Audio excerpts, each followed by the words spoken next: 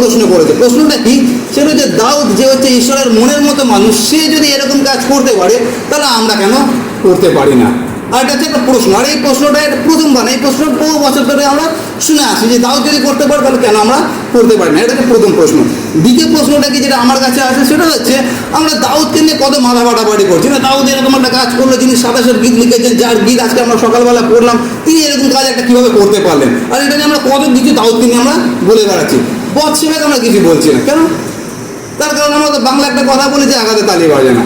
তো যখন ঘটনাটা করলো তাহলে দুজনকে নিয়ে টানাটানি করা দরকার আছে। আমরা একজনকে পুরো ইনোসেন্ট করে দিচ্ছি, সে খুব ভালো আছে, আর একজনকে আমরা পুরো দোষী বানিয়ে দিচ্ছি, রাজা দাউদের মতো লোককে, আর তাকে নিয়ে আমরা টানাটানি করছি। তাহলে ব্যাপারটা কি? কেন আমরা বৎসেবাকে নিয়ে টানাটানি করছি না? আরও প্রশ্ন আছে কি?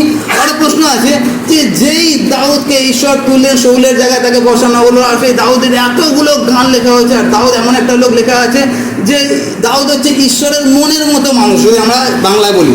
আর সেই মনের মতো মানুষ সম্বন্ধে এইরকম একটা নেগেটিভ কথা লেখার দরকারটা কী ছিল? ধরলাম পাপটা করে নিয়েছে, ঠিক আছে, রাজা করতেই পারে, রাজাদের জন্য এগুলো সাজে। সুতরাং এটা দরকারটা কী ছিল যে বাইবেলের মধ্যে লিপিবদ্ধ করা হলো? যদি ভাবুন যে যেটা 2 শামুয়েল 11 অধ্যায় আর 12 অধ্যায় যদি না থাকতো বাইবেলের মধ্যে, তাহলে আমরা কি জানতে পারতাম? তাহলে এই 11 এবং 12 অধ্যায়, 2টো অধ্যায়কে ওখান থেকে সরিয়ে না দেওয়ার কী দরকার? সরিয়ে দেওয়া যেতে পারতো তো। কেন কি? দাউদ হচ্ছে অত্যন্ত ভালো একজন মানুষ, ধার্মিক মানুষ, সুতরাং কেন সেটাকে সরানো হলো না? আর এরকম প্রচুর প্রশ্ন আমাদের কাছে আসে, আমার কাছে আসে, আর সেই প্রশ্নগুলোর উত্তর বাইবেল আমাদেরকে দেয়। আমরা থিওলজিতে একটা কথা বলি, সকল প্রশ্নের উত্তর বাইবেল আছে, খালি আমাদের খুঁজে নিতে হবে। তো আজকে আমরা যে অংশটা দেখবো সেটা আমরা দেখবো 2 শামুয়েল তার 12 অধ্যায়, আর প্রথম যে 2টো প্রশ্ন, সেই 2টো প্রশ্নের উত্তর আশা করি আমরা পাবো। সেই 2টো প্রশ্নের উত্তর কি? প্রথমটা হচ্ছে কি প্রশ্ন ছিল? প্রথম প্রশ্নটা ছিল যদি দাউদ করতে পারে তাহলে আমরা কেন করতে পারি না, এটা হচ্ছে প্রথম প্রশ্ন। দ্বিতীয় প্রশ্নটা কি ছিল? বৎসেবাকে কেন আমরা আঙুল তুলছি না। এই 2টো প্রশ্নের উত্তর আশা করি আজকে আমরা এখান থেকে পাবো। তো আমরা আজকে যেটা দেখবো সেটা হচ্ছে 2 শামুয়েল 12 অধ্যায় থেকে আমরা দেখবো। তার আগে আসলে আমরা চোখ বন্ধ করে আমরা প্রার্থনায় যাই। এক পদ লেখা আছে, পরে সদাপ্রভু দাউদের নিকটে নাথানকে প্রেরণ করিলেন। আর আমরা বাইবেল খোলা রাখবেন, লেখা আছে পরে সদাপ্রভু দাউদের নিকটে নাথানকে প্রেরণ করিলেন। আর এখানে 3 জনের কথা লেখা আছে, সদাপ্রভু, দাউদ এবং নাথান। আর এই 3 জনের মধ্যে একটা ঘনিষ্ঠ সম্পর্ক আছে, আর 3টে চরিত্র হচ্ছে অত্যন্ত গুরুত্বপূর্ণ। আর তার মধ্যে সবথেকে যেটা বেশি গুরুত্বপূর্ণ সেটা হচ্ছে ঈশ্বর স্বয়ং, কিন্তু তার ঊর্ধ্বে আর অন্য কিছু হয় না। দ্বিতীয় হচ্ছে দাউদ, দাউদ হচ্ছে ইসরায়েলের দ্বিতীয় ভালো ধার্মিক রাজা, আর তার হচ্ছে নাথান। তো এখানে যেটা আছে 3 জনের কথা লেখা আছে, সেটা কি? ঈশ্বর দাউদের সঙ্গে যে কথোপকথন করতেন সরাসরি করতেন না, তিনি নাথানের মাধ্যমে করতেন। তার মানে নাথান এখানে হচ্ছে ঈশ্বরের মাউথপিস আছে, মানে তার মাধ্যমে প্রতিনিধি। ঈশ্বর দাউদের সঙ্গে কথা বলতেন। আর এটা আরেকটা আমরা জীবন্ত উদাহরণ দেখি, সেটা হচ্ছে আমরা যদি 7 অধ্যায় দেখি, একই 2 শামুয়েল 7 অধ্যায়, আর সেখানে দেখবেন লেখা আছে দাউদ বলছেন যে আমি এত সুন্দর একটা গৃহে বাস করছি, আর আমার সদাপ্রভুর যে তাম্বু সেটা বাইরে রয়েছে, আমি তার জন্য একটা গৃহ নির্মাণ করবো। আর তারপরে যেটা আছে সদাপ্রভুর বাক্য নাথানের কাছে আসলো, আর নাথান বললেন যে সদাপ্রভু বলেন আপনি সেই গৃহ বানাবেন না, আপনার ছেলে বানাবে, তার কারণ আপনার হাতে অনেক রক্ত আছে, সুতরাং আপনি বানাবেন না। আর এই যে নাথান আছে, নাথান শুধুমাত্র একজন ভাববাদী ছিলেন না, নাথানের আরেকটা পরিচয় ছিল কি? সেটা হচ্ছে নাথান ছিলেন দাউদের উপদেশক, অ্যাডভাইজার, যে সবসময় মতামত দেয়, উপদেশ দেয়, সেই রকম একটা জায়গায় এই নাথান ছিলেন। আর সেই জন্য নাথানের সঙ্গে দাউদের একটা ঘনিষ্ঠ সম্পর্ক ছিল, সম্মানের সম্পর্ক ছিল, ভালোবাসার সম্পর্ক ছিল। যেমন নাথান দাউদকে যেমন সম্মান করতেন, দাউদও সেরকম নাথানকে অত্যন্ত সম্মান করতেন। তাদের একটা বন্ধুত্বমূলক সম্পর্ক ছিল। আর সেই সম্পর্কটা মাথায় রেখে আমরা আগামী জিনিসগুলো দেখব। তো যখন সদাপ্রভু দাউদের নিকটে নাথানকে পাঠালেন, আর নাথান যে কথাগুলো বলছে মন দিয়ে শুনলেন, নাথান যে কথাগুলো বলছে অত্যন্ত গুরুত্বপূর্ণ কথা। নাথান যেটা বলছে সেটা হচ্ছে তিনি একটা গল্প আকারে কথাটা বলছে। সেটা কি? একটা গ্রামে 2 জন ছিল, একজন হচ্ছে ধনী আর একজন হচ্ছে দরিদ্র। যে দরিদ্র তার শুধুমাত্র একটা মেষ বৎসা ছিল, মানে ফিমেল একটা মেষ বৎসা ছিল, তার একটাই শুধুমাত্র মেষ বৎসা ছিল। আর সেটাকে মেষের মতো পালন করতো না, তার নিজের মেয়ের মতো পালন করতো। তার বুকের মধ্যে শুয়ে রাখতো, যেই পাত্রে খেত সেই পাত্রে সেও খেত, এতটাই তার সঙ্গে অন্তরঙ্গতা ছিল। কিন্তু যে ধনী ব্যক্তি ছিলেন, ধনী ব্যক্তির প্রচুর মেষ, প্রচুর গরু, তাদেরকে নিজের মেয়ের মতো বা ছেলের মতো বড় করতো না, তাদেরকে পশুর মতোই দেখা হতো। তার কাছে অনেক কিছু আছে। আর তারপরে সেই ধনীর বাড়িতে একজন কোনো অতিথি আসলো। এখন ধনীর বাড়িতে যখন অতিথি আসলো, এই অতিথির জন্য কিছু রান্না করার দরকার আছে। কি রান্না করা যায়? মেষের মাংস রান্না করবো। এবার মেষের মাংস যখন রান্না করবো, নিজের যে মেষগুলো আছে সেখান থেকে কোনো মেষ নিল না। সে কী করলো?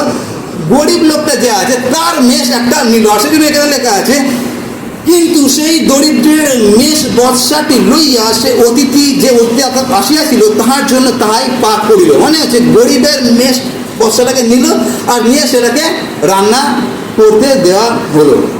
আর এই 1 থেকে 4 পদের মধ্যে যে ঘটনাটা লেখা আছে, ওই ঘটনাটা বাড়ি থেকে মন দিয়ে পড়বেন। ওখানে লেখা আছে মেষ বৎসাকে নিল আর অতিথির জন্য রান্না করলো। এখন ভাবুন, ওই মেষ বৎসাকে যদি দাউদ জিজ্ঞাসা করতেন, বাবা আমার বাড়িতে একটা অতিথি এসে, তোমাকে কি আমি কাটবো? কি হতে পারে? মেষ বৎসা বলবে, হ্যাঁ বাবা তুমি আমাকে কাটো, তোমার বাড়িতে অতিথি এসে, তোমার অত মেষ আছে, ওগুলো তুমি ভালোবাসো, ওগুলো কাটা দরকার না, আমাকেই তুমি কাটো, হবে এটা? তার মানে এখানে নাথান যে গল্পটা বলছে, খুব মন দিয়ে শুনবেন, নাথান যে গল্পটা বলছে যে দুটো চারিত্রিক গুণাবলী আছে, একদিকে একটা ছোট্ট মেষ বৎসা আর একদিকে অনেক মেষ। যে মেষ বৎসা আছে তাকে এমন একটা জায়গায় রাখা হয়েছে যার কোনো অধিকার নেই হ্যাঁ বা না বলার। কি বলছে মন দিয়ে শুনবে, মেষ বৎসাকে এমন জায়গায় রাখা হয়েছে যার কোনো অধিকার নেই হ্যাঁ বা না বলার। তাকে নেওয়া হলো, কাটা হলো, রান্না করা হলো। মেষ বৎসা এখানে কে? সে যে বৎসেবা। বৎসেবার উদাহরণ এখানে মেষ বৎসাকে দিয়ে দেওয়া হচ্ছে। ধনী মানুষটাকে সে হচ্ছে দাউদ। তার মনে হচ্ছে আমাদের প্রথম প্রশ্নের উত্তর কি? যখন আমরা প্রশ্ন করি, প্রথম প্রশ্নের উত্তর হচ্ছে সেই সময় যেটা ছিল সেটা হচ্ছে রাজা ছিলেন সেটা হচ্ছে দাউদ। আর তখনকার দিনে গণতন্ত্র ছিল না, তখনকার দিনে রাজতন্ত্র ছিল। রাজার কথাই শেষ কথা। আমাদের মণ্ডলীতে কোনো কিছু করতে হলে পাদ্রির কথা বা সেক্রেটারির কথা শেষ কথা না, আমাদের কমিটি আছে, কমিটির সিদ্ধান্ত নেবে, এটা হচ্ছে গণতন্ত্র। কিন্তু তখনকার দিনে সেটা হতো না। রাজার মুখ থেকে যে কথাটা বেরোলো মানে বেরোলো, ওটাই ফাইনাল, ওর উপরে কথা বলার অধিকার কারণ নেই। এইবারে ভাবুন, রাজা যখন বৎসেবাকে নিয়ে আসছে, বৎসেবা হচ্ছে একটা সাধারণ মহিলা, তার কি ক্ষমতা আছে সে একটা মেষ বৎসার মতো যে দাউদকে বলতে পারে আমার সম্মতি নেই? তেমন আমি যেটা বলতে চাইছি সেটা হচ্ছে এই যে এই বৎসেবার সঙ্গে দাউদের যে ঘটনাটা যখন আমরা বলি যে এক হাতে তালি বাজে না, আর আমরা অনেক সময় এই কথাগুলো বলি, সেটা কি? সেটা যে কাউকে যখন দেখি কোনো পাপ করছে আর তার সম্বন্ধে যখন বলি পাপ করছে, আর তখন আমরা এই ডায়লগটা দিই, এক হাতে তালি বাজে না, মহিলাটা নিশ্চয়ই কিছু করেছে। আর এটা আমরা সচরাচর বলে পারি। কিন্তু আমরা যদি এই অংশটা দেখি, এখানে এক হাতেই তালি বাজছে, মহিলার এখানে কোনো ভূমিকা নেই, তার মুখে কোনো শব্দই নেই, তার মুখ থেকে গলার আওয়াজ বেরোয় কিন্তু রাজার সামনে সেটা বেরোনো নিষিদ্ধ আছে। সুতরাং এখানে প্রথম প্রশ্নের উত্তরটা কি? সেটা হচ্ছে বৎসেবার এখানে কিছু করার নেই। আর তখনকার দিনে এই রাজতন্ত্র এরকমই ছিল। কিন্তু আমরা যদি এখনকার গণতন্ত্র দিয়ে রাজতন্ত্রকে বিচার করতে যাই, সেটা হবে না। এটা হচ্ছে প্রথম প্রশ্নের উত্তর। দ্বিতীয় প্রশ্নের উত্তরটা কি? সেটা হচ্ছে এইরকমভাবে আমরা দেখব। তাহলে আমরা পদগুলোকে দেখি, আমরা 5 পদ দেখি। 5 পদে লেখা আছে, তাহার জন্য তাহাই পাক করিল, তাহাতে দাউদ সেই ধনবানের প্রতি অতিশয় কি লেখা আছে? ক্রোধে প্রজ্বলিত হইয়া উঠিলেন, আর তিনি নাথনকে কহিলেন, জীবন্ত সদাপ্রভুর দিব্য যে ব্যক্তি সেই কর্ম করিয়াছে সে মৃত্যুর সন্তান, সে কিছু দয়া না করে এই কর্ম করিয়াছে। আপনি ভাবুন, একই ঘটনাকে একটু অন্যভাবে বলা হচ্ছে, অথচ দাউদের মাথায় ওঠা আসছে না যে ঘটনাটা তো আমাকেই বলা হচ্ছে। আর এখানে লেখা আছে দাউদ অত্যন্ত রেগে গেলেন। আর অত্যন্ত রেগে গেলেন, কেন রেগে গেলেন? তার কারণ এই যে গল্পটা আছে, দুটো অজানা বা অচেনা চরিত্রের কথা বলা হচ্ছে, আর সেই অচেনা যে চরিত্র আছে তার প্রতি দাউদ অত্যন্ত রেগে গেলেন। কি করে এরকম একটা নির্দয় কাজ করতে পারে? আর তোমার তো এতগুলো মেষ আছে, সেগুলো কাটো, তুমি তার একটা মাত্র মেষ বৎসা আছে, তুমি সেটাকেই কেন কাটলে? এত বড় যখন নির্দয়ের কাজ করেছে, সে মৃত্যুর যোগ। এটা কে বলছেন? দাউদ বলছে। তার মানে দাউদের জীবনে ঈশ্বর যা কিছু করেছিলেন ওটা দাউদের নিজের মুখ থেকে বেরোনো কথা। সেটা কি? সেটা হচ্ছে যে কাজটা করা হয়েছিল ওটা যে মৃত্যুর যোগ্য কাজ, নিরীহকে হত্যা করা।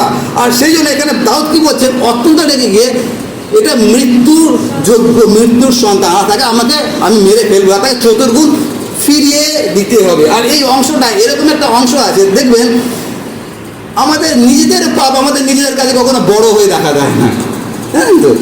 আমার নিজের গায়ে যে দুর্গন্ধ ওটা আমার নাকে কখনো লাগে না, কিন্তু আমার পাশের জন যে দাঁড়িয়ে, ইস কি গায়ে ঘামের গন্ধ, আমার সচরাচর করে দেয়। তার কারণ এটা হচ্ছে আমাদের চারিত্রিক গুণাবলী। আমরা নিজের পাপটাকে যত বড়ই পাপ হোক ওটাকে আমরা সংকুচিত করে দেখি, কিন্তু অন্যের পাপ যতই সংকুচিত হোক না কেন ওটাকে আমরা বিশাল বড় করে দেখি। এখানে দাউদের জীবনে সে একই ঘটনা ঘটছে। ওই ঘটনাটা অন্য কেউ যখন করেছে দাউদ প্রচণ্ড রেগে গেলেন, কিন্তু ওই কাজটা তুমি নিজেই করেছো, তবে দাউদ নিজের উপরে কেন রেগে গেলেন না? আর আজকে আমরা যতদিন এখানে বসে আছি, আমি প্রচার করছি আর আপনারা শুনছেন, আমরা সেই একই জায়গায় দাঁড়িয়ে আছি। কোন জায়গায় দাঁড়িয়ে আছি? আমরা সেই একই জায়গায় দাঁড়িয়ে আছি। দাউদের ওই পাপটাকে নিয়ে আজকে আমরা কত বড়াই করে বলছি, দেখেছো দাউদ কত এত বড় ঈশ্বর ভক্ত, পাপটা করলেন। মানে আমরা যেটা করছি, আমরা হচ্ছে ওই দাউদের পাপটাকে বিশাল বড় করে দেখার চেষ্টা করছি। তার কারণটা কি? তার পিছনে যেটা কাজ করে আমাদের সাবকনসিয়াস মাইন্ডে, সেটা হচ্ছে এইরকমভাবে, সেটা হচ্ছে দাউদ যিনি 27 গীত লিখেছেন, দাউদ যিনি ঈশ্বরের মনের মতো মানুষ, তিনি পাপ করতে পারেন, কিন্তু এই পাদ্রী আমি পাপ করতে পারি না। এটা হচ্ছে আমাদের মনের মধ্যে চলতে থাকে। যখন আমরা অন্যকে আঙুল তুলি, এটাই আমি প্রমাণ করি যে আমি ওই দলে নই। আর এটা হচ্ছে একটা ভয়ানক বিষয়। আর ওই জন্য বাংলা একটা কথা আছে না, চালনি। আমরা সবসময় অন্যের দোষটা খুব বড় করে দেখতে ভালোবাসি, কিন্তু নিজের দোষটা আমরা কখনো দেখি না। এখন যদি প্রশ্নটা উল্টো দিকে ঘুরিয়ে দিই, সেটা কি? সেটা হচ্ছে আমি আজকে 3-4 সপ্তাহ ধরে এই দাউদের এইটাকে নিয়ে প্রচার করছি। আমি কি দাউদের থেকে ভালো জায়গায় আছি?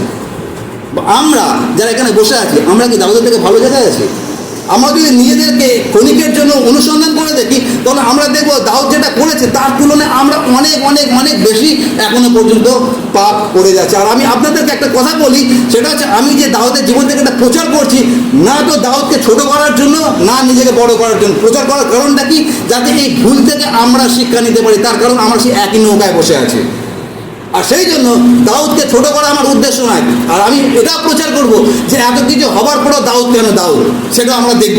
কিন্তু আমি যেটা আজকে বলতে চাইছি সেটা হচ্ছে আমরা অন্যের ভুলটা খুব বড় করে দেখতে আমরা পছন্দ করি, কিন্তু নিজের ভুলটা আমরা কখনো দেখি না। আর তারপরের যে কথাটা ছিল, পরের কথাটা অত্যন্ত গুরুত্বপূর্ণ। আসলে নাথান কি বললেন?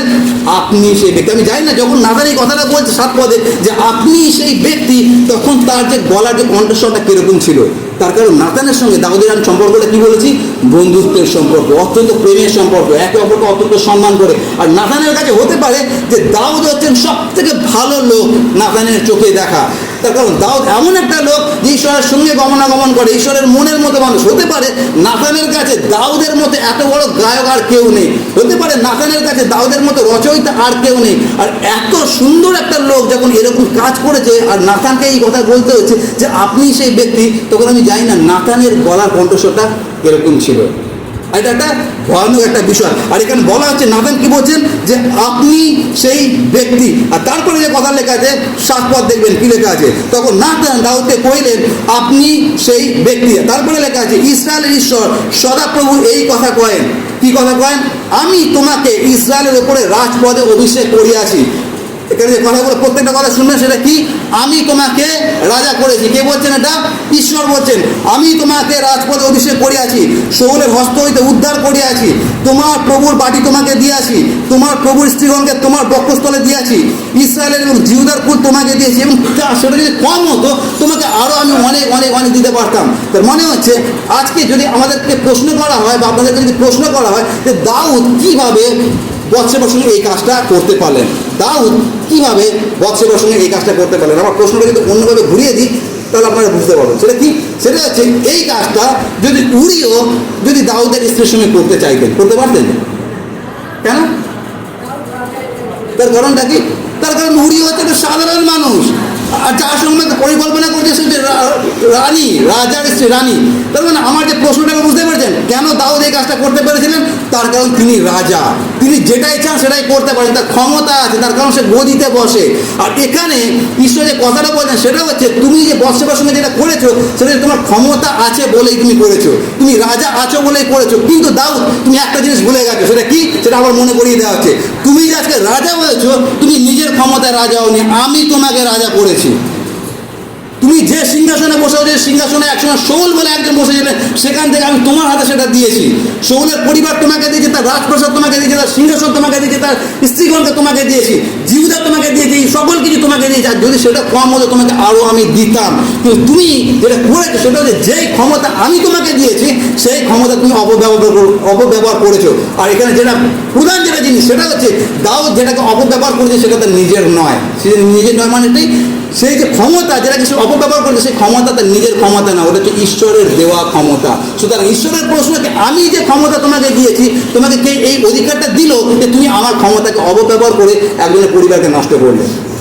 একই রকমভাবে আমাদের প্রত্যেকের জন্য প্রযোজ্য। আমরা এখানে যতজন বসে আছি, আমরা আজকে যে পরিস্থিতিতে আছি, যে স্থানে আছি, সেটা উঁচু হোক বা নিচু হোক, আমরা যেন একটা জিনিস মাথায় রাখি, সেই স্থানটা ঈশ্বর আপনাকে আমাকে দিয়েছেন। আমরা যতই ধনী হই না কেন, যতই আমরা প্রাচুর্যতার শীর্ষে পৌঁছাই না কেন, একটা জিনিস আমরা যেন কখনোই না বলি যে যেখানেই থাকি না কেন সেটা আছে শুধুমাত্র ঈশ্বরের অনুগ্রহের গুণে। আর এখানে সেই ডায়লগটা আমাদের প্রত্যেকের জন্য প্রযোজ্য।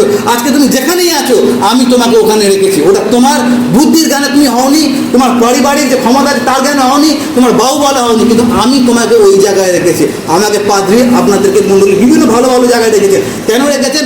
উদ্দেশ্য একটাই, সেটা যেন আমরা সেই যে জায়গাটা আছি ওই জায়গাটা যেন অপব্যবহার না করি, বরঞ্চ ওই জায়গাটা যেন ব্যবহার করি। কিসের জন্য? একটাই কাজ করার জন্য, যাতে আমরা ঈশ্বরের গৌরব করতে পারি। আর সেই জন্য আমরা এখানে যতজন বসে আছি, আপনাদেরকে ঈশ্বর যেখানে রেখেছেন, আমাকে ঈশ্বর যেখানে রেখেছেন, আমরা যেন সেই জায়গাটাকে কখনো যেন কলুষিত না করি। আমরা যে যে পোস্টে রয়েছি সেই জায়গাটাকে যেন কলুষিত না করি, তার কারণ আমরা কেউ নিজের ক্ষমতায় ওই জায়গায় নেই।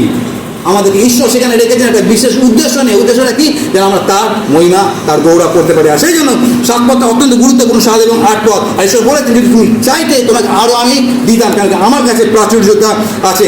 আর তারপরে 9 পদে লেখা আছে, তুমি কেন সদাপ্রভু বাক্য তুচ্ছ করে তাঁর দৃষ্টিতে যা মন্দ তাহাই করিয়াছ। আর তারপরে আমরা যেটা চলে যাব সেটা হচ্ছে আমাদের দ্বিতীয় প্রশ্নের উত্তরে চলে যাব। দ্বিতীয় প্রশ্নটা কী ছিল? দ্বিতীয় প্রশ্নটা ছিল, যদি দাউদ যে ঈশ্বরের মনের মতো মানুষ, তিনি যদি করতে পারেন, তাহলে আমরা কেন করতে পারি না? সেই প্রশ্নের উত্তরটা আমরা এখানে দেখবো। সেই প্রশ্নের উত্তরটা কি আছে? এখানে লেখা আছে 10 পদ। কি লেখা আছে 10 পদে? 10 পদ পড়বেন, কোন একজন কি লেখা আছে? ভেরি গুড, অতটাই আমার দরকার। কি লেখা আছে? খড়গ কখনো তোমার কুলকে ছাড়বে না। 11 পদে লেখা আছে, তোমার বিরুদ্ধে অমঙ্গল উৎপন্ন করিব। 12 পদে লেখা আছে, তুমি যেটা গোপনে করেছো সেটা আমি সূর্যের সাক্ষাতে করবো। মানে তুমি যা পাপটা করেছো ওটা তোমার পরিবারের সঙ্গে হবে, কিন্তু সবার সামনে হবে। তাহলে কতটা লজ্জার বিষয় হবে। আর এখানে 3টে বিষয় লেখা আছে, সেটা কি? এক হচ্ছে খড়গ সবসময় তোমার মাথার উপর থাকবে। কতটা ভয়ানক জিনিস এটা! কে বলছেন? ঈশ্বর বলছেন খড়গ তোমার মাথার উপরে সারা জীবন থাকবে। দ্বিতীয়টা কি? আমি তোমার জন্য অমঙ্গল জন্মাবো তোমার পরিবারে। আর তৃতীয়টা, তুমি যেটা গোপনে করেছো সেটা আমি প্রকাশ্যে করবো। এটা আমার কথা নয়, এটা বাইবেলের কথাটা। ঈশ্বর এই কথাটা বলছেন। আর বাইবেলের একটা কথা আছে, সেটা আমরা সবসময় এই কথাটা বলি, যখন ঈশ্বর আমার সপক্ষ তখন আমার বিপক্ষকে। এটা আমাদেরকে অনেক বল দেয়। এখন এই কথাটা কিন্তু উল্টে দিই, তাহলে কি হতে পারে? যখন ঈশ্বর আমার বিপক্ষ, পৃথিবীতে কে আছে যে পাদ্রীকে ভাসাতে পারে যখন ঈশ্বর আমার বিরুদ্ধে আছে? এখানে সেই কথাই লেখা আছে। ঈশ্বর দাউদকে বলেছিলেন, এখন থেকে আমি তোমার বিরুদ্ধে, খড়গ তোমার মাথার উপরে সারা জীবন থাকবে। উত্তরটা কি?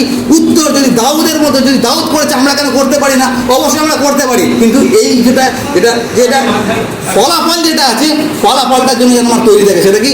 খড়গ সবসময় আমার মাথার উপরে থাকবে, এটা যেন আমরা মাথায় রেখে। সেই জন্য ফলাফলটা অত্যন্ত ভয়ানক। আর আপনারা যদি দাউদের জীবনী দেখেন, তাহলে দাউদের এর আগে পর্যন্ত যা কিছু ছিল একটা অধ্যায় ছিল, এই অংশটার পরে দাউদের পুরো জীবনটা পুরোপুরি আলাদা হয়ে যায়। সেটা কি? প্রথম যে ঘটনাটা ঘটেছিল, সেটা ঘটনাটা এই ঘটেছিল, সেটা হচ্ছে দাউদের জীবন থেকে, তার পরিবারের জীবন থেকে শান্তি সারা জীবনের জন্য চলে গিয়েছিল।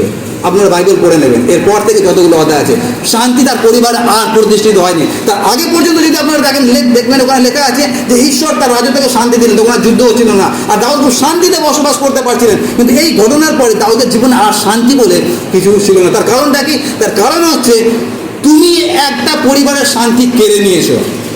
সুতরাং তোমার জীবনে কি করে শান্তি থাকতে পারে? আর সেই জন্য তার জীবনে কখন শান্তি ছিল না। তো এখানে প্রথম যেটা কি, সেটা খড়গ সারা জীবন তোমার মাথার উপরে থাকবে। আর এই খড়গ সারা জীবন তোমার মাথার উপরে থাকবে, এইটা বুঝতে গেলে আমাদেরকে দাউদ সম্বন্ধে, রাজা দাউদ সম্বন্ধে আর কিছু জানতে হবে। কারণ এটা প্রথম যেটা জানতে হবে সেটা হচ্ছে দাউদের কতগুলো স্ত্রী ছিল। আপনারা কতজন জানেন দাউদের কতগুলো স্ত্রী ছিল? আইডিয়া আছে? ওকে, দাউদের কতগুলো স্ত্রী ছিল আমরা পুরোপুরি সঠিক আমরা কিছু বলতে পারি না, কিন্তু মোটামুটি আমরা যেটা জানি, বাইবেল যেটা আমাদেরকে প্রকাশ করেছে সেটা হচ্ছে দাউদের সাধারণত স্ত্রী ছিল 8টা, আর উপপত্নী ছিল অনেকগুলো। সেটা আমরা জানি না কতগুলো উপপত্নী ছিল, কিন্তু 8টা যে স্ত্রী ছিল সেটা আমরা সঠিকভাবে জানি না। 8টার বেশিও হতে পারে, কিন্তু 8টার পরিচয় আমরা মোটামুটি পাই। তো 8টা তার স্ত্রী ছিল এবং তারও আরও অনেক উপপত্নী ছিল, আর সুতরাং তার সন্তানও অনেক ছিল। এবার কতগুলো সন্তান ছিল সেটা আমরা নিশ্চিতভাবে বলতে পারি না, কিন্তু অধিকাংশ লোক যেটা বলছে, যারা বাইবেল বিষয়, তারা বলছে 20 বা 21টা তার ছেলে মেয়ে ছিল। এবারে আমি যে ঘটনাগুলো বলবো, যে খড়গ সবসময় তোমার মাথার উপরে থাকবে, তোমার পরিবারের প্রতি আমি অমঙ্গল জন্মাবো, এবং সূর্যের সাক্ষাতে এই পাপটা যেটা তুমি করেছো ওটা আমি সূর্যের সাক্ষাতে করাবো, ওই ঘটনাটা আমি বলবো। আর তার কয়েকজন ছেলে মেয়ের আমি নাম বলবো। আর প্রত্যেকটা ছেলে মেয়ে, আপনারা মাথায় রাখবেন, প্রত্যেকটা ছেলে মেয়ে একই মায়ের পেটে জন্ম নেয়নি, তাদের বাবা এরা সব আলাদা আলাদা। প্রথম যে যার কথা বলবো তার নাম হচ্ছে, আপনি 13 পদে দেখেন সেখানে লেখা আছে অমনোন। অমনোন হচ্ছে দাউদের একজন সন্তান, ছেলে, তার নাম হচ্ছে অমনোন। আর সেটা আপনারা 13 পদে পাবেন। আর অমনোন যদি দেখেন, অমনোন এমন একটা মানুষ ছিল, অমনোনের যে ঘটনাটা আছে 13 পদে দেখবেন, অমনোন হচ্ছে এক মায়ের সন্তান ছেলে, আর তারপরে দাউদের আরেকটা স্ত্রী একটা মেয়ে হয়, তার নাম হচ্ছে তামর। আর এই যে তামার, তো তামর এবং অমনোন তারা দুটো মায়ের দুটো সন্তান, কিন্তু তাদের বাবা এক। তার মানে হচ্ছে তারা সম্পর্কে ভাই বোন। কিন্তু এই যে অমনোন এই এমনই একটা ছেলে ছিল, যেটা বাইবেলে লেখা আছে ঈশ্বর নিজের প্রতিমূর্তিতে আমাদেরকে তৈরি করলেন, আর আমি কোনো সময় প্রচার করেছিলাম। আর তারপরে আদম এবং হওয়া নিজের প্রতিমূর্তিতে আরেকজনকে জন্ম দিলে, সেটাকে কাকে জন্ম দিলেন? সবাইকে। আমরা যারা তারা নিজের প্রতিমূর্তিতে আমাদেরকে জন্ম দিল, সেই জন্য তার পাপটা আমাদের প্রত্যেকের মধ্যে আসলো। এখানে যেটা বলছি, অমনোন এমন একটা মানুষ ছিলেন যার মধ্যে বৎসেবার সঙ্গে দাউদ যে কাজটা করেছিলেন, যেটাকে আমরা ব্যভিচার বলে উল্লেখ করি, সেই জিনিসটা অমনোনের মধ্যে ভয়ানক পরিমাণে ছিল। তার মধ্যে ব্যভিচার এতটাই পরিমাণে ছিল। আর তার পিছনে কারণটা আমরা যেটা দেখতে পাই, সেটা হচ্ছে যেই পাপটা দাউদ করেছেন, সেই পাপের পরিণতি হিসেবে একটা ছেলে জন্ম নিল। যদিও এই ছেলেটা বৎসেবা থেকে জন্ম নেয়নি, অন্য স্ত্রী থেকে জন্ম নিয়েছিল, কিন্তু এই অমনোনের মধ্যে যেটা দেখি, সেটা হচ্ছে ব্যভিচার তার মধ্যে ভয়ানক পরিমাণে ছিল। তো অমনোন কি করলো, তাকে নিজের বোন, যার নাম তামার, তামরের সঙ্গে সে ব্যভিচার করার পরিকল্পনা করলো, তার বন্ধু তাকে শেখালো। আর পরিকল্পনা কি, সে শরীর খারাপের একটা করলো, ভনিতা করলো, ছল করলো। আর তারপরে বললো আমার বোনকে পাঠানো যাতে আমাকে শুশ্রূষা করে। আর যখন বোন আসলো, বোনকে জোর করে তার সঙ্গে শ্লীলতাহানি করা হলো। যেই কাজটা দাউদ করেছিলেন, সেই কাজটা আজকে তার ঘরের মধ্যে হচ্ছে, দাউদের ঘরের মধ্যে হচ্ছে, ছেলে মেয়েদের মধ্যে এই পাপটা হচ্ছে। তার কারণটা কি, যে বীজটা বুনে দেওয়া হয়েছে সেটা এখন ফল দিচ্ছে। আর তারপরে যেটা হলো, যখন তামরকে এরকম একটা খারাপ কাজ করা হলো, তখন তামরের যে নিজের ভাই, সে হচ্ছে অবশালোম যখন জানতে পারলো। আর অবশালোম এমন একটা ছেলে, লেখা আছে অবশালোম হচ্ছে সকল ছেলেদের মধ্যে সব থেকে নোটোরিয়াস, সব থেকে ভয়ানক ছেলে ছিল অবশালোম। একটা হিংস্র প্রকৃতির ছেলে ছিল। অবশালোম যখন এটা শুনতে পারলো যে আমার বোনের সঙ্গে এরকম করেছে, তখন ও চক্রান্ত করলো কি, যে আমি কি করে অমনোনকে মারবো। আর তারপরে পরিকল্পনা করে সে অমনোনকে খুন করা হলো। আপনি ভাবুন, যা কিছু হচ্ছে, ভুগছে কিন্তু একজনই, সেটাকে দাউদ। তারপর এরা সব দাউদের ছেলে মেয়ে। আপনি ভাবুন, বাবা হয়ে যখন জানতে পারছে যে আমারই ছেলে আমারই মেয়ের সঙ্গে এরকম একটা নোংরা ব্যভিচার করে, কেমন লাগতে পারে সেই বাবার। আর সেই জন্য দাউদের যে বাকি জীবনটা, তার কোনো শান্তি বলে কিছু ছিল না, শুধুমাত্র এই একটা অপরাধের কারণে।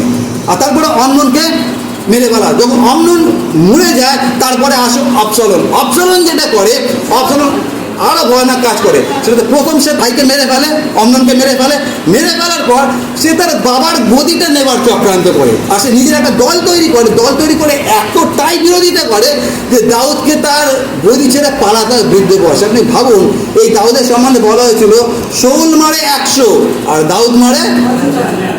সেই দাউদ আজকে বৃদ্ধ বয়সে তাকে বউ বাচ্চাকে নিয়ে পালাতে হচ্ছে। আর আপনারা দেখবেন, এটা লেখা আছে, আমরা যদি দেখি 15 অধ্যায়, এই অংশটা আমরা পাবো। 15 অধ্যায় লেখা আছে অবশালোমের চক্রান্ত। আর সেখানে দাউদ পালিয়ে যাচ্ছে। আর আমি শুধু কয়েকটা পদ 13 পদ লেখা আছে। পরে একজন দাউদের কাছে আসা এই সংবাদ দিল, ইসরায়েল লোকদের অন্তঃকরণ অবশালোমের অনুগামী হইয়াছে। তখন দাউদের যে সকল দাস জেরুজালেমে তার নিকটে ছিল, তাহাদিগকে তিনি কইলেন, আইসো আমরা উঠিয়া পলায়ন। কে পালাচ্ছে? এটা দাউদ, যার সম্বন্ধে বলা ছিল হাজার হাজার লোককে মারে, সে আজকে পালাচ্ছে। আর তার থেকেও দুঃখজনক বিষয়, কার ভয়ে পালাচ্ছে? শত্রুর ভয়ে পালালে এটা অতটা লজ্জাজনক বিষয় হতো না, নিজের ছেলের ভয়ে পালাচ্ছে। তাহলে কিরকম ছেলেদেরকে জন্ম দিয়েছে বা কিরকম ছেলেদেরকে বড় করেছে, যে একটা ছেলে তার বোনের সঙ্গে ব্যভিচার করলো, আর একটা ছেলে বাবার বিরুদ্ধে চক্রান্ত করলো, সেই বাবা এখন তার পরিবারকে নিয়ে পালাতে হচ্ছে। আর যখন পালিয়ে যাচ্ছে, পালাতে আরেকটা ঘটনা ঘটছে, সেটা আরো ভয়ানক ঘটনা। সেটা হচ্ছে 16 অধ্যায় লেখা আছে। দেখুন 16 অধ্যায় সিমি বলে একজনের কথা লেখা আছে, 5 পদ থেকে লেখা আছে, পরে দাউদ রাজা বৌরিমা উপস্থিত হইলে দেখো, শৌল কুলের গোষ্ঠীভুক্ত গোরার পুত্র সিমি নামে এক ব্যক্তি তথা হইতে কি হলো, বাইর হইয়া আসিল। আর তারপরে সে কি করছে, সে দাউদকে অভিশাপ দিচ্ছে। যেই দাউদকে বলা হতো শৌল মারে শত শত আর দাউদ মারে হাজার হাজার, আজকে সেই দাউদের মুখের সামনে দাঁড়িয়ে, রাজার মুখের সামনে দাঁড়িয়ে সিমি বলে একটা লোক তাকে মুখের সামনে গালাগাল করছে, অভিশাপ দিচ্ছে। আর অভিশাপটা কি ভয়ানক অভিশাপ। সিমি সাপ দিতে দিতে এই কথা কইল, যা যা তুই রক্তপাতী, তুই পাষণ্ড, তুই করে কথা বলা হচ্ছে। কি তুই হচ্ছিস রক্তপাতী? তুই একটা নিরীহ লোককে মেরেছিস, তুই পাষণ্ড আছিস, তুই যাহার পদে রাজত্ব করিয়াছে সেই শৌলের কুলের সমস্ত রক্তপাতের প্রতিফল সদাপ্রভু তোকে দিতেছেন। রাজার সম্মুখে এরকম বলা হয়েছে। তাহলে রাজা কিরকম লাগতে পারে? তলোয়ার খড়গ সবসময় মাথার উপরে, দাউদের মাথার উপরে সবসময় খড়গ। এখন দাউদ পালিয়ে গেলেন। পালিয়ে যাওয়ার পরে যে ঘটনাটা ঘটল সেটা হচ্ছে এই অবশালোম যে কাজটা করেছিলেন, যেটা ঈশ্বর বলেছিলেন তুমি যেটা গোপনে করেছো সেটা আমি প্রকাশ্য করবো তোমার পরিবারে, সেই কাজটাই অবশালোম পরিপূর্ণ করেছিলেন। এই দাউদের যারা উপপত্নী ছিল তাদের সঙ্গে প্রকাশ্যে এই অবশালোম ব্যভিচার করেছিল, যেটা রাজ্যের সবাই দেখেছে। ঈশ্বর যেগুলো বলেছিলেন প্রত্যেকটা জিনিস তার পরিবারে একই রকমভাবে তার ছেলে এবং তার মেয়ের জীবনে সেই ঘটনাগুলো ঘটেছিল। বাবা হিসাবে কতটা তার কষ্ট লাগতে পারে যখন এইরকম ঘটনা ঘটছে। তারপরে যেটা আসে তার নাম হচ্ছে অদনীয়, বাংলা ইংরাজিতে অ্যাডোনিজা। অদনীয় ঘটনা আপনারা যদি দেখেন সেটা হচ্ছে প্রথম রাজা বলি 1 এবং 2 অধ্যায় বাড়িতে পড়ে নেবেন। প্রথম রাজা বলি 1 এবং 2 অধ্যায়। এবং অদনীয় যখন আসবেন, অদনীয় যে কাজটা করবে সেটা হচ্ছে কি, আর অদনীয় হচ্ছে দেখতে অত্যন্ত সুন্দর একটা হ্যান্ডসাম ছেলে ছিল, কিন্তু অদনীয়র মধ্যে যেটা ছিল তার মধ্যে ডিসিপ্লিন বলে কোনো কিছুই ছিল না। আর শুধু অদনীয়র জীবনে না, প্রথম রাজা বলি 1 এবং 2 অধ্যায়। তো অদনীয় কী করলেন, যখন দেখলেন আমার বাবা মারা গেছে তো সবার আগে যেটা করলেন সেটা গদি কীভাবে আমি নিতে পারি, আর তারপর সে একটা চক্রান্ত করলো। আর যখন চক্রান্ত করলো তখন সেই সময় আরেকটা রাজা ছিল বা একটা সন্তান ছিল, তার নাম হচ্ছে সলোমন। সলোমন হচ্ছে বৎসেবার ছেলে। সলোমন কার ছেলে? বৎসেবার ছেলে। তো সলোমন তখন কী করলো, আবার অদনীয়কে খুন করলো। আর তার আগে যে আমি যার কথা বললাম অবশালোম যখন এই পাপটা করলো অবশালোমকেও খুন করে ফেলা হয়েছিল, অবশালোমও মারা গিয়েছিল। সুতরাং অমনোন মরল, অবশালোম মরল, আর কে মরল? অদনীয় মরল। 4 নম্বর কে মরল, যেটা আমি পাঠ করেছি 18 পদে, 7ম দিনে তার সদ্যজাত শিশুটি মারা গেল। দাউদের বৎসেবার সঙ্গে যে প্রথম যে সন্তানটা জন্মেছিল তার নাম দেওয়ার আগে সেই ছেলেটি মারা গিয়েছিল। 4টে ছেলের মৃত্যু একটা মানুষের জীবনে, তার কীরকম হতে পারে? ঈশ্বর বলেছেন খড়গ সারা জীবন তোমার মাথার উপরে থাকবে, যে কাজটা তুমি গোপনে করেছো ওটা আমি প্রকাশ্যে করবো, অমঙ্গল সারা জীবন তোমার জীবনে থাকবে। দাউদ পরে যতদিন বেঁচেছিলেন তার জীবনে এইগুলো চলছিল, সেটা হচ্ছে অমঙ্গল, অমঙ্গল আর অমঙ্গল। ভয়ানক একটা পরিস্থিতির মধ্যে দিয়ে তারপরে তিনি যাচ্ছিলেন। আর এই সকল কিছুর থেকে যেটা আমি বলতে চাই যে ইম্পর্টেন্ট প্রশ্ন বা ইম্পর্টেন্ট পয়েন্ট, সেটা হচ্ছে এই 14 পদে লেখা আছে। 2 সময়ের আমরা যেটা পড়েছি 12 অধ্যায় 14 পদ লেখা আছে। 14 পদে কিন্তু এই কর্ম দ্বারা আপনি সদাপ্রভুর শত্রুগণকে নিন্দা করিবার বড়ই সুযোগ দিয়েছেন। এটা হচ্ছে আমাদের জন্য বটম লাইন।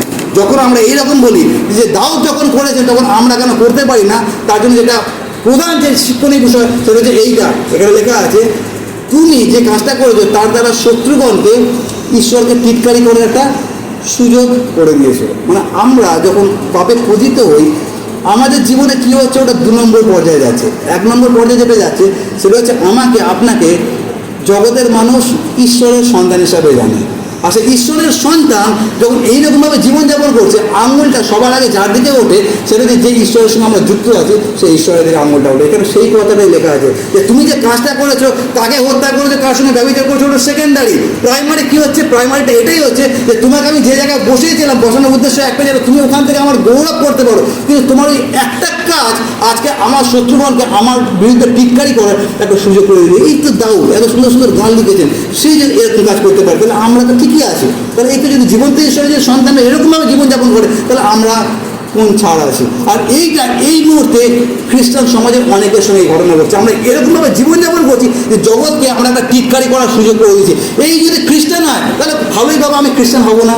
আর এটা হচ্ছে আমি আপনাদের অনেক উদাহরণ দিতে পারি খ্রিস্টানদের জীবন, আমরা যেভাবে জীবনযাপন করছি, যেভাবে কথা বলছি, যেভাবে আমরা পোশাক পরিচ্ছদ করছি, যেভাবে আমরা ব্যবহার করছি, যেভাবে আমরা সমাজে রয়েছি, কোনো দিক থেকে আমরা এটা প্রমাণ করতে পারছি না যে ঈশ্বর আমাকে জ্যোতি স্বরূপ লবণ স্বরূপ করেছেন। বলতে আমরা যেটা করছি সেটা হচ্ছে আমি ঈশ্বরকে লজ্জিত করার একটা সুযোগ করে দিচ্ছি। সেটা হচ্ছে আমাদের কথায়, আমাদের চিন্তায়, আমাদের ব্যবহারে প্রত্যেকটা ক্ষেত্রে আমরা দাউদের মতোই কাজ করছি, যে জগতের মানুষকে সুযোগ করে দিচ্ছি যে তারা যেন ঈশ্বরকে টিটকারি করতে পারে। আর আমরা সবসময় এই কথাটাই মনে রাখবো, সেটা কি, সেটা হচ্ছে ঈশ্বর আমাদেরকে তার ছেলে মেয়ে করেছেন। যদি আমাদের মধ্যে একটা কলঙ্ক আসে সেই কলঙ্কটা আপনার আমার ওটা 2 নম্বরে। 1 নম্বরে হচ্ছে ঈশ্বরের কলঙ্ক।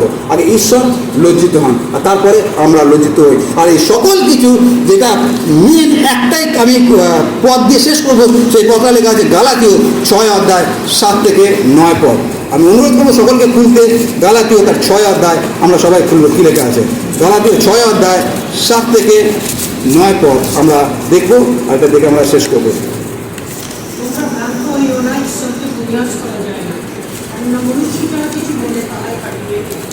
আপন মানুষের উদ্দেশ্যে যে বলেছে মানুষ হইতে ভালো স্বরূপ পাইবে, শস্য পাইবে, কিন্তু আত্মার উদ্দেশ্যে যে রয়েছে আত্মা হচ্ছে অনন্ত জীবন জীবন শস্য পাইবে। ওখানে যেটা লেখা আছে 7 পদ লেখা আছে, কি লেখা আছে? লেখা আছে কেননা মনুষ্য যাহা কিছু গুণে তাই আমরা যেরকম শস্য ফেলবো সেরকম একই রকম শস্য পাবো। আমি কেন এটা নতুন নিয়ম থেকে হঠাৎ করে তুলে আনলাম, তার পিছনে একটা বড় কারণ আছে। কারণ হচ্ছে এটা লেখা হয়েছে কোন বইয়ে? গালাতীয়তে। কে লিখছেন? শুধু পৌল লিখছেন। কাদের জন্য লিখছেন? গালাতীয় মণ্ডলীর জন্য, আমাদের জন্য। এক কথা, নূতন নিয়মের মানুষদের জন্য এটা লেখা হচ্ছে। নূতন নিয়মের মানুষ মানে কি? আমরা অনুগ্রহের জামানায় থাকা মানুষ। অনুগ্রহের জামানায় থাকা মানুষদের জন্য পৌল এই কথাটা লিখছেন। কি লিখছেন? যেরকম বুনবে, যদি সেটাই হয় তাহলে অনুগ্রহ কোথায় কাজ করছে? যদি সেটাই হলো তাহলে অনুগ্রহটা কাজ করতো। আমি যেটা বুনছি সেটা যদি কাটছি তাহলে অনুগ্রহের কাজটা কি আছে? অনুগ্রহ পরিত্রাণের জন্য। দাউদকে বলা হয়েছিল তোমার পাপ ক্ষমা করা হলে তুমি মরবে না, কিন্তু যে পাপটা করেছো তার পরিণতি তোমাকে ভোগ করতে হবে। সেটা কি? তোমার শিশুটি মরবেই মরবে। আর এটাকে আমি এইরকমভাবে বলি, সেটা হচ্ছে অনেকবার আপনাদেরকে বলে দিই, সেটা হচ্ছে আমাদের এখানে যে ইলেকট্রিক সকেট আছে, দেখুন এখানে ইলেকট্রিক সকেট আছে, ইলেকট্রিক বোর্ড আছে। আর ওই ইলেকট্রিক সকেটের মধ্যে যদি আমি কি আমার আঙুলটা ঢুকিয়ে দিই, কী হতে পারে? আমরা সবাই জানি, ছোটো থেকে বড় আমরা সবাই জানি, সকেটের মধ্যে যে আঙুল দিই আমি ঝাটকা খাবোই খাবো, কারেন্ট খাবো। এখন ওখানে আঙুল ঢুকিয়ে দিয়ে যেই কারেন্ট খেলাম আর সঙ্গে সঙ্গে আমি অলকদাকে তুললাম, আরে অলকদা আমি কেন এখানে কারেন্ট খেলাম? ব্যাপারটা কীরকম হতে পারে? তার মানে যদি আমি ইলেকট্রিকে হাত দিই কারেন্ট আমি খাবোই। ওটা না তো ইলেকট্রিকের দোষ আছে না ইলেকট্রিশিয়ানের দোষ আছে। একই রকমভাবে বাইবেলে লেখা আছে পাপের বেতন মৃত্যু। তারপরের কথাটা কী লেখা আছে? কিন্তু ঈশ্বরের অনুগ্রহ দান আমাদের প্রভু যীশু খ্রিস্টের অনন্ত জীবন। দাউদ সেদিনকে মরেনি, দাউদ আরেকবার সুযোগ করে দেওয়া হয়েছে। সুযোগটা কি? এই সুযোগের পরে দাউদ আরও গীত সংহিতা লিখেছিলেন, আর যেগুলো লিখেছিলেন গীতগুলো, ওই গীতগুলো আরও হার্ট টাচিং, হৃদয়কে আরও ছুঁয়ে দেয়। তার কারণ দাউদ আরেকবার উপলব্ধি করতে পেরেছিলেন যে ধার্মিক যখন পতিত হয় ঈশ্বর তাকে আবার কীভাবে হাত ধরে তোলেন। আর তারপরের যে গীতগুলো দাউদ লিখেছিলেন ওটা এতটা সুন্দর গীত, প্রত্যেকটা কথা আমাদের হৃদয়কে ছুঁয়ে দেয় যে আমি এত বড় পাপ করা সত্ত্বেও ঈশ্বর আমাকে কী করে ক্ষমা করতেন। সুতরাং আমাদের জন্য একই কথা প্রযোজ্য। সেটা কি? সেটা হচ্ছে যেরকম আমরা বুনবো সেরকম শস্য আমরা পাবো। দেখবেন অনেক বাড়িতে আছে, আমি যখন অনেকে কাউন্সিলিং করতে হয়, আর অনেক মায়েরা, বিশেষ করে মায়েরা আমার কাছে আসে কাউন্সিলিংয়ের জন্য। সেটা কি? তার ছেলেকে বা বিশেষ করে তাদের মেয়েকে কাউন্সিলিং করার জন্য। কেন মেয়েকে কাউন্সিলিং করার জন্য? তার কারণ তার মেয়ে ক্লাস 11-এ পড়ছে, 12-এ পড়ছে, আর 11-12-এ পড়তে পড়তে তারা অন্য সম্পর্কের মধ্যে যুক্ত হয়েছে। যদি একটা 11-12-এর সম্পর্কে যুক্ত হয় তাহলে পড়াশোনা সে কী করবে? আর মায়েরা এসে আমার কাছে কাউন্সিলিংয়ের জন্য বলে। তো যখন আমি তাদেরকে কাউন্সিলিং করতে যাই, আর এরকম অনেকে আমি কাউন্সিলিং করেছি, কিন্তু যে সত্যটা বেরিয়ে এসেছে, যে রিয়ালিটিটা বেরিয়ে এসেছে সেটা হচ্ছে এইরকমভাবে। সেটা কি? সেটা হচ্ছে আমি দেখেছি যেই ছেলেমেয়েরা এই ধরনের কাজগুলো করছে এবং যেই ছেলেমেয়েরা মা বাবার কথা শুনছে না, তার পিছনে একটা বড় কারণ আছে। কারণটা কি? যেই কাজটা আজকে তার মেয়ে করছে, তার ছেলে করছে, কোনো একটা সময় তার মা বা তার বাবা সেই কাজটা করেছিল। আর সেই জন্য তাদের আজকে বলার জায়গা নেই। যখনই বলতে যাচ্ছে তার মা মেয়ে বলছে আরে তুমি তো পালিয়ে গিয়ে বিয়ে করেছো, তুমি আবার আমাকে কী শেখাচ্ছ? তখন ছেলেকে বাবা বলতে যাচ্ছে তুই সিগারেট খাবে, তুমি তো নিয়ে সিগারেট খাচ্ছ, তুমি আবার আমাকে কী বলতে যাচ্ছ? তার মানে আমি যেটা বলতে চাইছি সেটা হচ্ছে এই, আমরা অনেক সময় কেন শাসন করতে পারি না? হতে পারে আমি হয়তো সেই একই গর্তের মধ্যে পড়ে আছি। এটা আমি কেন বলছি? দাউদ তার ছেলেদেরকে শাসন করতে পারেনি, আর এটা আমার কথা না, এটা বাইবেলের কথা। তার কারণটা কি? তার কারণ হচ্ছে দাউদ যখনই কোনো কথা বলতে যাচ্ছিলেন তার সংবেদে একটা জিনিস আঘাত করেছিল। সেটা হচ্ছে আমি কী করে বলবো আমার ছেলেকে, আমি তো নিজে এটা করে ফেলেছি। আর সেই জন্য আমাদেরকে মাথায় রাখতে হবে আমরা কীভাবে জীবনযাপন করছি। আমাদেরকে ঈশ্বর পবিত্র আহ্বান করেছে আমরা যেন এমন ব্যবহার না করি, এমন চিন্তা যেন না করি, এমন কথা যেন না বলি, লোকের সঙ্গে এরকম আচরণ যাতে না করি, যাতে আমি আমার শত্রুদেরকে বা জগতের মানুষদেরকে যেন ঈশ্বরকে বা প্রভু যিশুকে টিটকারি করার যেন সুযোগ আমরা করে না দিই। শেষ কথা সেটা কি? ঈশ্বর আমাদেরকে জ্যোতি স্বরূপ করেছেন, লবণ স্বরূপ করেছেন। আর তারপরে তিনি বলেছেন তোমরা কি জানো না তোমরা পবিত্র আত্মার মন্দির? আমাদেরকে তিনি মন্দির করেছেন। কোনোভাবেই আমরা যেন সেটাকে প্রদূষিত না করি। আসুন আমরা প্রার্থনা করি।